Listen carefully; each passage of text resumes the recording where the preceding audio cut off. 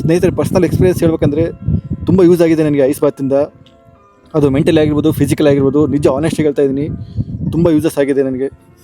Mentally uses ಏನಂದರೆ, ನನ್ನ sleeping cycle ಸ್ವಲ್ಪ ಡಿಸ್ಟರ್ಬ್ ಇತ್ತು. ಟೈಮ್ ಟು ಟೈಮ್ ನಿದ್ದೆ ಬರ್ತಾ ಇರಲಿಲ್ಲ. ಫೋನ್ ನೋಡಿದರೆ ಮಾತ್ರ ನಿದ್ದೆ ಬರ್ತಾ ಇತ್ತು. ಸೊ ಇವಾಗ ಅದು ಯಾವುದೂ ಇಲ್ಲ. ಎಷ್ಟೊತ್ತಿಗೆ ಮಲ್ಕೋಬೇಕಂದ್ರೆ ಅಷ್ಟೊತ್ತಿಗೆ ಮಲ್ಕೋತೀನಿ, ಎಷ್ಟೊತ್ತಿಗೆ ಎದ್ದೇಳ್ಬೇಕಂದ್ರೆ ಅಷ್ಟೊತ್ತಿಗೆ ಎದ್ದೇಳ್ತೀನಿ. ಇದು ನನಗೆ ಮೇನ್ ಪ್ರಾಬ್ಲಮ್ ಇತ್ತು, ಇದು ಸರಿಯಾಗಿದೆ ಇವಾಗ. ಇನ್ನೊಂದು ಮೇಯ್ನಾಗಿ ನನ್ನ ಮೈಂಡ್ ಯಾವಾಗಲೂ ಕಾಮ್ ಡೌನ್ ಆಗಿರುತ್ತೆ. ಜಾಸ್ತಿ ಸ್ಟ್ರೆಸ್ ತೊಗೊಳ್ಳೋದು, ಟೆನ್ಷನ್ ತೊಗೊಳ್ಳೋದಾಗಲ್ಲ.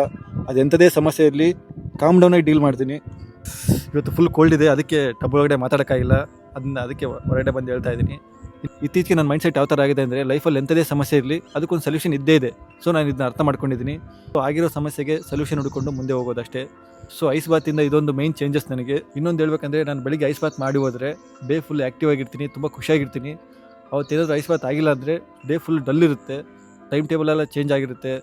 ಸೊ ಹಾಗಾಗಿ ಐಸ್ ಬಾತ್ ಮಾಡಿಲ್ಲ ಅಂದರೂ ಪರವಾಗಿಲ್ಲ, ತಣ್ಣೀರಿನಿಂದ ಸ್ನಾನ ಮಾಡ್ತೀನಿ, ಸ್ವಲ್ಪ ಪರವಾಗಿಲ್ಲ, ಮ್ಯಾನೇಜ್ ಮಾಡ್ಬೋದು. ಇಷ್ಟು ಮೆಂಟಲಿ ಚೇಂಜಸ್ಸು. ಇನ್ನು ಫಿಸಿಕಲ್ ಯೂಸಸ್ ಅಂತ ಬಂದರೆ, ಇಲ್ಲೊಂದು ಫ್ರ್ಯಾಕ್ಚರ್ ಆಗಿತ್ತು ಅಂತ ಹೇಳಿದ್ದೆ.